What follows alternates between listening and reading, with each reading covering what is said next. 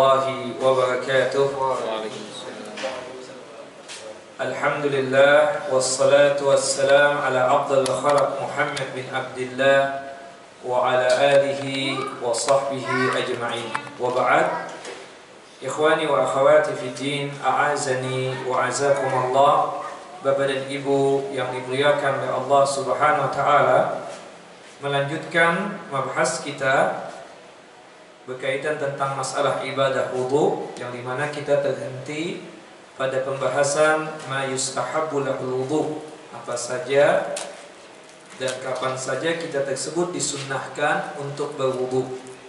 Tadi kita sudah membahas dua hal yang berkaitan dengan disunnahkannya kita berwudu. Yang pertama pada saat kita berzikir kepada Allah Azza wa Jalla. Kemudian yang kedua, kalau kita ingin tidur, ya baik itu tidur malam ataupun tidur siang sekalipun, disunnahkan kita untuk berwudu. Yang ketiga adalah berkaitan tentang orang yang mendapatkan janabah. Artinya di sini memang disunnahkan, afdalnya, utamanya, kalau kita mendapatkan janabah itu langsung mandi, ya. Afdalnya, utamanya, kalau kita mendapatkan janabah habis hubungan suami istri misalnya, maka langsung mandi. Tapi boleh juga kalau di malam hari kita melakukan hubungan suami istri, nggak pingin langsung mandi, ya, disunnahkan sebelum kita tidur untuk membersihkan kemaluan kita, kemudian berwudu, baru kita tidur. Berdasarkan hadis, ya, dari Bunda Aisyah radhiyallahu anha, qalat kana an-nabi sallallahu alaihi wasallam idza kana junuban fa arada an ya'kula aw yanam tawadda wudu'ahu lis-shalah.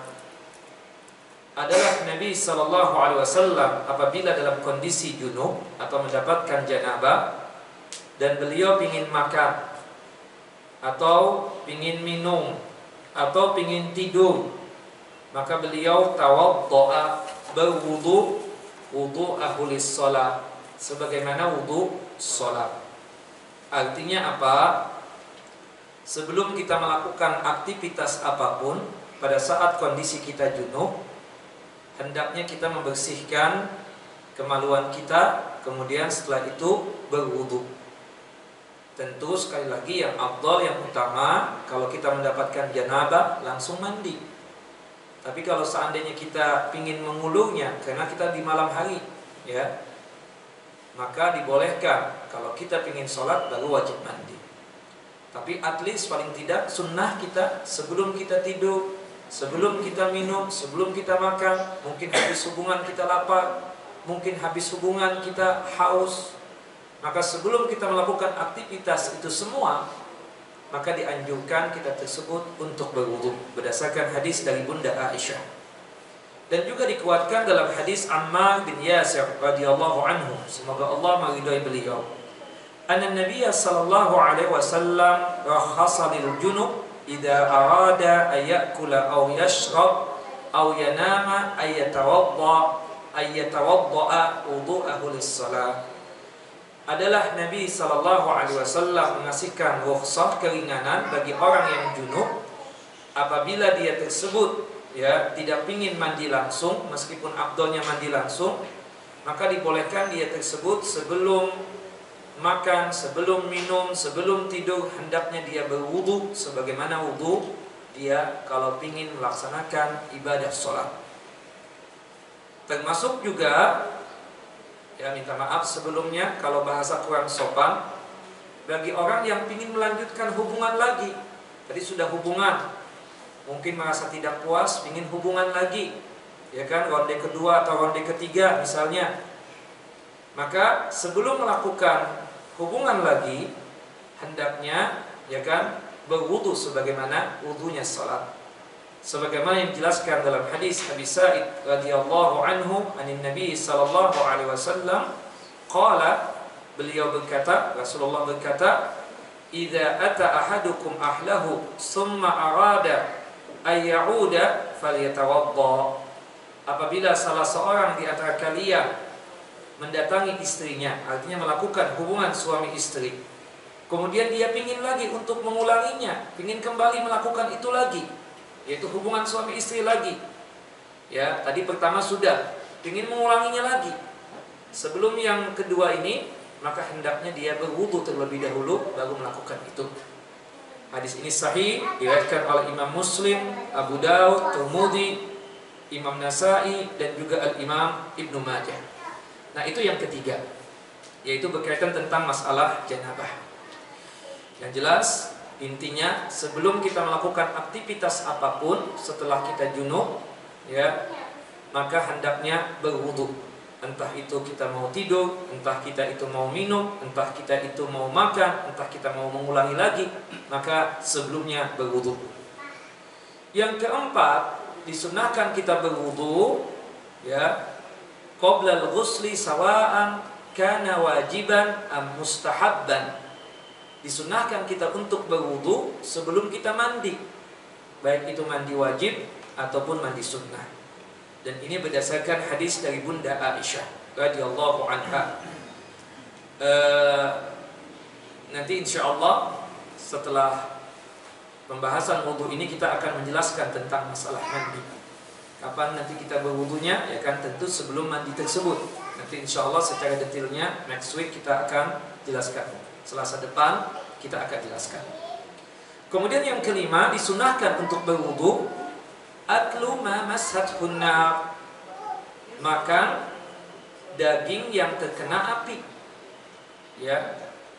Misalnya daging kambing yang digoreng, daging sapi yang dibakar, ya, yang jelas terkena api. Penggorengan itu pun juga terkena api sebenarnya, cuma ada tempatnya saja kan penggorengan tersebut. Ya, disunahkanlah setiap kali kita makan daging, ya, meskipun kita belum batal wudunya, maka disunahkan habis makan daging yang terkena api tersebut, disunahkan kita berwudu. Tapi bukan berarti batal wudu kita, kecuali kalau makan daging apa? Daging unta. Berdasarkan hadis dari Abu Hurairah radhiyallahu anhu, qala sami'tu Rasulullah sallallahu alaihi wasallam yaqul. Kata Abu Hurairah, aku mendengar Rasulullah sallallahu alaihi wasallam bersabda, tawaddu mimma massatin nar, berwudulah kalian habis memakan daging yang terkena api. Ya. Hukumnya ini sunnah karena ternyata Nabi SAW berdasarkan hadis dari Amr bin Umayyah Ad-Damiri, ya, qala, bercerita Amr bin Umayyah Ad-Damiri, ra'aitu Nabi sallallahu alaihi wasallam yahtazzu min katafi satin, ya, fa akala minha fadu'iya ila shalah.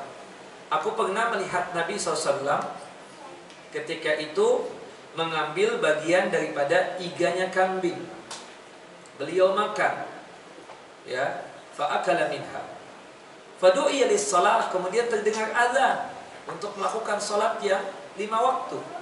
Ya, tidak disebutkan salat apa waktu itu. Fataraha wa taraha sikin wa shalla wa lam yatawadda. Rasulullah berdiri kemudian meninggalkan sikin, pisau, untuk mengambil bagian iga tadi dari kambing. Rasulullah tidak berwudu lagi, langsung sholat. Di situ menunjukkan bahwasannya habis makan daging kambing, ya, meskipun digoreng atau dibakar sekalipun, ya, kita tidak wajib untuk berwudu lagi. Tapi apa hukumnya? Sunnah, afdalnya, utamanya. Kemudian yang keenam, disunnahkan kita untuk berwudu likulli salatin, salatil faraid tentunya. Setiap kali datang salat wajib, kita disunnahkan untuk mentajdid atau memperbaharui wudu kita lagi. Berdasarkan firman Allah dalam surah Al-Maidah ayat yang ke-6, ya ayyuhalladzina amanu idza kuntum ilas shalah faghsilu wujuhakum wa aydiyakum ilal marafiq, ya, wamsahu bi ru'usikum wa arjulakum ilal ka'bayn. Ya, wahai orang yang beriman, apabila kalian ingin salat di sini as-shalah maksudnya salat yang 5 waktu, hendaknya kalian berwudu. Meskipun kita ada wudu, kayak maghrib tadi, kayak isya, kebanyakan kata-kata kita nggak batal, ya kan? Boleh yang demikian.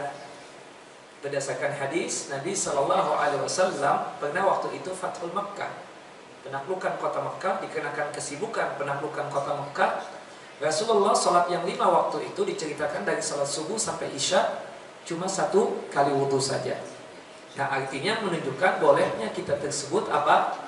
Untuk berwudhu 1 kali wudhu saja selama tidak batal, ya kan? Boleh kita menggunakan wudhu dari bekas sholat subuh atau wudhu dari bekas sholat zuhur untuk melaksanakan sholat asar misalnya, atau sholat asar tadi untuk melaksanakan sholat maghrib, atau wudhu sholat maghrib untuk melaksanakan sholat isya, selama tentunya tidak batal. Tapi disunnahkan meskipun kita tadi maghrib ada wudhu, masuk isya ya kembali berwudhu. Untuk apa? Renew, memperbaharui wudhu kita lagi. Kemudian yang ketujuh, inda kulli hadasin, setiap kali kita mendapatkan hadas, baik itu hadas besar ataupun hadas kecil, untuk berwudu. Sebagaimana yang dijelaskan dalam hadis Buraidah radhiyallahu anhu qala, semoga Allah meridhai beliau, beliau berkata atau bercerita, asbaha Rasulullah sallallahu alaihi wasallam yauman fada'a Bilalan. Pernah Rasulullah satu hari memanggil Bilal bin Rabah. Faqala ya Bilal, bima sababtani ilal jannah. Wahai Bilal, pekerjaan apa, amalan apa yang membuat engkau ini lebih dahuluan masuk surga? Subhanallah, sababtani kata Rasulullah, artinya memuji Bilal. Padahal kita tahu yang pertama kali masuk surga siapa? Nabi SAW. Itu surga itu tidaklah terbuka kecuali Nabi Muhammad SAW sudah masuk di dalamnya. Jadi pertama kali pintu surga tersebut untuk Rasulullah SAW. Tapi Rasulullah memuji Bilal, engkau mendahului aku dalam masalah masuk surga. Amalan apa yang engkau kerjakan? Ya, kenapa ya Rasul? Inni dakhaltul bariha al-jannah fasami'tu khasyataka amami. Tadi malam aku itu masuk ke surga. Maksudnya dalam kondisi bermimpi, dan mimpinya Rasul hak, artinya kebenaran. Dan di hadapanku itu aku mendengar langkah terompah kakimu wahai Bilal. Dalam hadis ini juga menerangkan bahwasanya salah seorang sahabat yang dipastikan masuk surga, sahabat siapa? Bilal bin Rabah. Faqala Bilalun, Bilal pun menjawab, ya Rasulullah, ma adzantu qat illa salaitu rak'ataini wa la asabani hadasun qat illa tawaddatu indahu.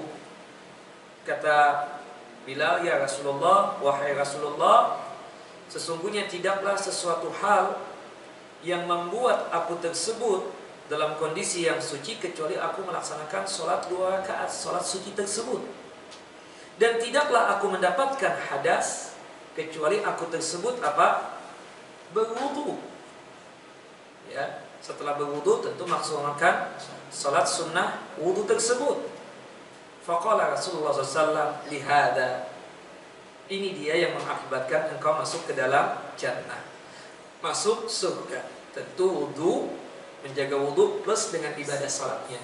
Salat sunnah 2 rakaat itu adalah salat sunnah yang sangat-sangat dianjurkan, yang dinamakan dengan salat sunnah suci, atau salat sunnah yang disebut dengan istilah salat sunnah wudu.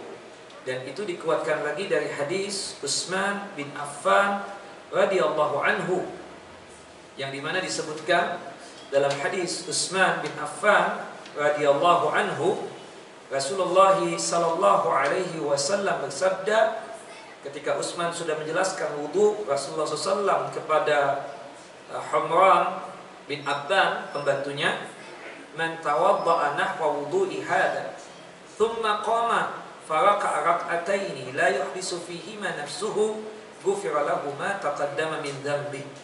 Barang siapa yang dia tersebut melakukan wudu sebagaimana wudunya aku, kemudian dia melaksanakan salat 2 rakaat berkaitan dengan salat sunnah wudu, yang dia ikhlas mengerjakan salat sunnah 2 rakaat tersebut, tidak ada perasaan apa-apa di hatinya, artinya ikhlas, maka dipastikan dosa-dosa dia diampuni oleh Allah Subhanahu wa ta'ala.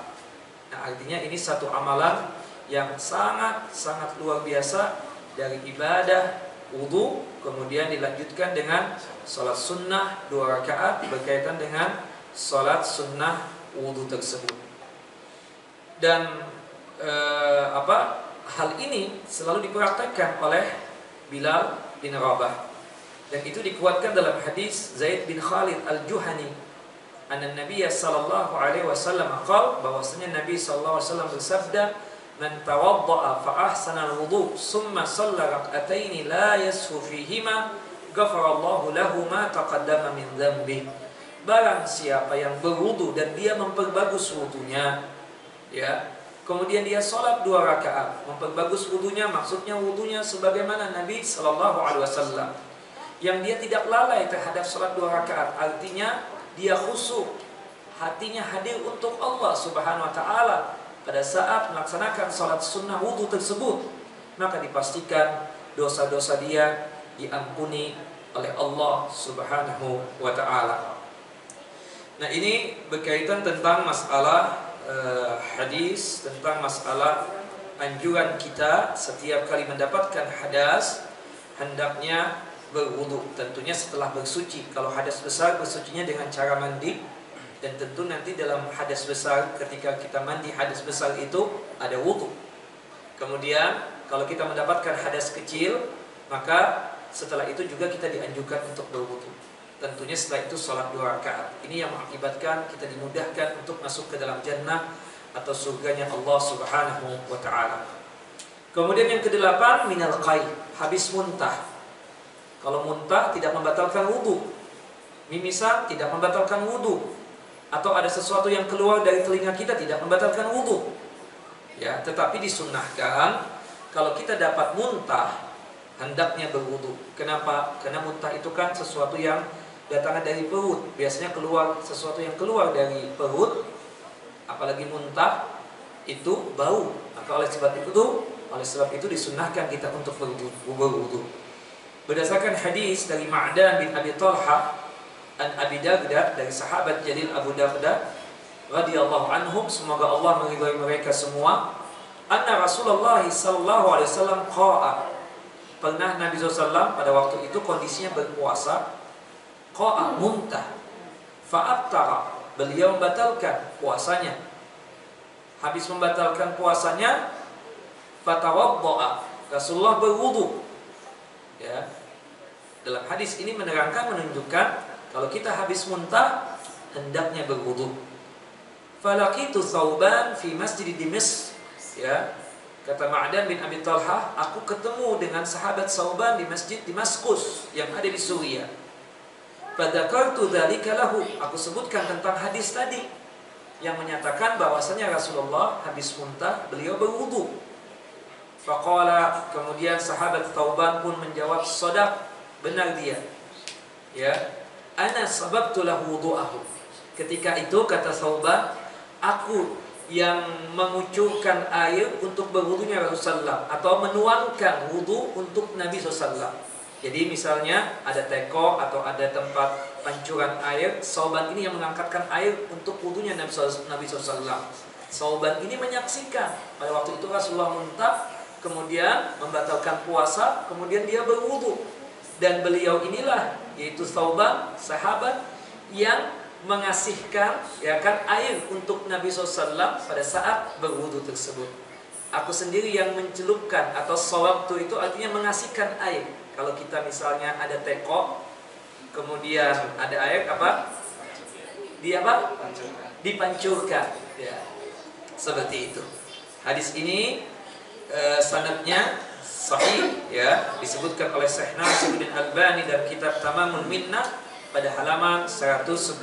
Hadis ini dikeluarkan oleh Al-Imam At-Tirmidzi dan Al-Imam Abu Dawud. Yang terakhir, ya, disunahkan kita untuk berwudu habis mengangkat jenazah atau menggendong jenazah atau membawa jenazah. Man hamalal mayyit, ya, disunnahkan. Berdasarkan hadis dari Nabi sallallahu alaihi wasallam, man ghassala mayyitan falyaghtasil, barang siapa yang memandikan jenazah, maka hendaknya setelah memandikan jenazah dia mandi. Wa man hamalahu falyatawadda, barang siapa yang membawa, mengangkat atau menggendong jenazah, maka hendaknya setelah itu dia berwudu. Hadis ini sahih ya, diriwayatkan oleh Imam Ibnu Hibban, Baihaqi, Tirmidzi, dan hadis ini disahihkan oleh Syekh Nasiruddin Albani dalam kitab Al-Janaiz pada halaman 53 ya. Hadis ini juga dikeluarkan oleh Al-Imam Ahmad ya. Yang jelas bahwasanya hukumnya ini adalah sunnah, karena Abdullah bin Abbas pernah berkata seperti ini, laisa alaikum fi ghusli mayyitikum ghuslun idza ghasaltumuhu ya, fa inna mayyitakum laisa binajas ya, fa hasbukum an taghsilu aydiyakum. Kata Abdullah bin Abbas yang mengambil hadis dari Nabi SAW, yang hadis ini diriwayatkan oleh Al-Imam Al-Baihaqi, yang itu juga termaktub dalam kitab Al-Janaiz karya Syekh Nasiruddin Albani halaman 53, bahwasanya bukan kewajiban kalian mandi ya, wajib mandi habis memandikan jenazah ya, karena mayit kalian itu, mayit yang dimandikan oleh kalian, jenazah yang dimandikan oleh kalian bukan najis, tidak najis. Cukup kalian tersebut membasuh kedua tangan kalian. Artinya membasuh kedua tangan tersebut habis mandi berarti hukumnya wajib. Tapi untuk mandinya hukumnya apa? Sunnah. Bagi yang mengangkat jenazah hukumnya apa? Sunnahnya berwudu. Sunnahnya berwudu. Wallahu a'lam hikmahnya apa, yang jelas begitulah Nabi SAW memerintahkan kita, dan kita mengikuti apa yang diperintahkan oleh Nabi SAW. Selesai kita daripada pembahasan tentang masalah wudu. InsyaAllah Selasa depan kita akan membahas tentang masalah mandi. Walafu minkum subhanakallahumma bihamdika asyhadu an la ilaha illa anta astaghfiruka wa atubu ilaik. Wassalamualaikum warahmatullahi wabarakatuh. Baik, ada pertanyaan mungkin satu atau dua ya, silahkan. Satu, Bapak silahkan. Kalau misalnya kita ke masjid dalam kondisi adzan dan kita wudhu, setelah wudhu masuk masjid kan ada perintah untuk sholat sunnah wudhu. Dalam kondisi adzan itu boleh tidak kita mengerjakan sholat wudhu, sunnah wudhu, kemudian atau tahiyatus masjid dulu? Iya. Yang pertama yang afdal, Bapak menjawabi adzan dulu. Hukumnya sunnah muakkadah. Menjawabi adzan itu hukumnya sunnah muakkadah. Ketika adzan kita ya dianjurkan, bahkan hukumnya sunnah muakkadah untuk menjawabi adzan. Ya. Apa yang diucapkan oleh muadzin itulah yang kita ucapkan. Kecuali hayya 'alas shalah, hayya 'alal falah, kita mengucapkan apa? La haula wala quwwata illa billah. Hatta as-salatu khairun minan naum, kita menjawabnya apa? As-salatu khairun minan naum juga. Nah, ketika sudah selesai adzan, yang pertama kali yang Bapak lakukan pada saat masuk masjid, tahiyatul masjid. Kata Nabi SAW, idza dakhala ahadukum al-masjid fala yajlis hatta yarka rak'ataini. Apabila salah seorang di antara kalian masuk ke masjid, janganlah duduk terlebih dahulu sampai dia tersebut melakukan sholat tahiyatul masjid sebagai wujud salamnya kepada masjid. Baru setelah itu sholat sunnah wudu. Ya, sholat sunnah wudu. Wallahu a'lam. Kemudian di sini ada pertanyaan dari ibu-ibu. Jika selesai wudu tidak membaca doa, apakah wudunya sah? Tentu wudunya sah. Membaca wudu setelah membaca doa habis berwudu hukumnya sunnah muakkadah, sunnah yang sangat ditekankan. Karena tidaklah Nabi SAW berwudu kecuali setelahnya berdoa. Apalagi fadilahnya, keistimewaannya sangat luar biasa. Tapi bukan berarti kalau seandainya seseorang lupa habis berwudu misalnya baca doa, maka sah wudunya. Hatta sengaja meninggalkan doa setelah wudu misalnya, sah wudunya. Tetapi dia meninggalkan satu hal yang sangat luar biasa. Yang kedua, pertanyaan yang kedua, jika kita setelah minum susu unta diwajibkan untuk berwudu atau tidak? Dalam hadis Bara bin Azib dan juga sahabat Jalil Jabir bin Samrah yang diterangkan tentang makan daging onta, tidak diterangkan tentang minum susu onta. Artinya apa? Bahwasannya makan atau minum susu onta tidak membatalkan wudu, ya. Meskipun ada juga yang mendebat tentang masalah itu. Yang jelas itu menjadi perselisihan di kalangan para ulama. Tapi wallahu alam yang rajih bahwasanya minum susu ontanya tidak membatalkan wudu. Rasulullah mengatakan tawaddau min luhumil ibil. Berwudulah kalian habis makan daging onta.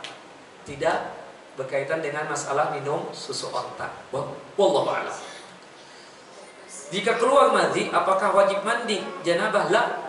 Yang wajib janabah itu mandi apa? Ada 4 hal. Mimpi basah, keluar mani, atau hubungan suami istri. Kemudian habis haid dan habis nifas. Wajib mandi. Sedangkan madhi, wajibnya apa? Kita bersihkan kemaluan kita. Setelah itu kalau kita ingin sholat, berwudu. Wallahu a'lam. Saya rasa cukup. InsyaAllah Selasa depan kita teruskan. Subhanakallahumma wa bihamdika asyhadu an la ilaha illa anta astaghfiruka wa atubu ilaik. Assalamualaikum warahmatullahi wabarakatuh.